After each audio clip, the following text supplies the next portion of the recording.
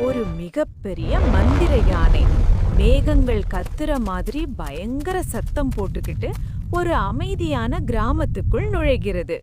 அத பார்த்த கிராம மக்கள் எல்லாரும் பயந்துட்டு அலறிக்கிட்டு ஓடுறாங்க.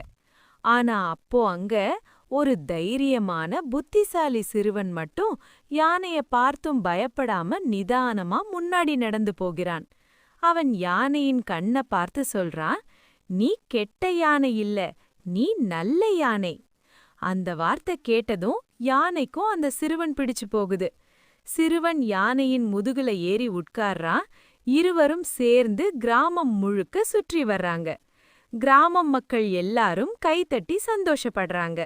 சிறுவன் யானைக்கு வாழைப்பழம், மாம்பழம், கரும்பு எல்லாம் கொடுத்து ஊட்டுறான்.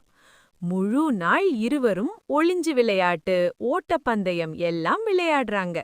அதுக்கப்புறம் யானை சிறுவனை தன் முதுகில உட்கார வச்சு வயலுக்கும் நதிக்கரைக்கும் காடுக்கும் கூட்டிட்டு போகுது.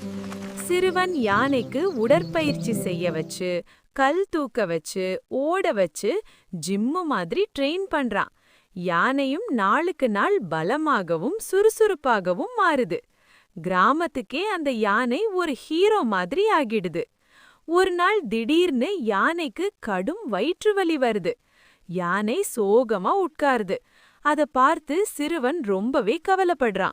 அப்போ யானை மெதுவா தன் தும்பிக்கையை உயர்த்தி ஒரு பெரிய பளபளக்கும் தங்க நாணயத்தை வெளியே எடுத்து காட்டுது. கிராமம் முழுக்க வாவ்னு சத்தம்.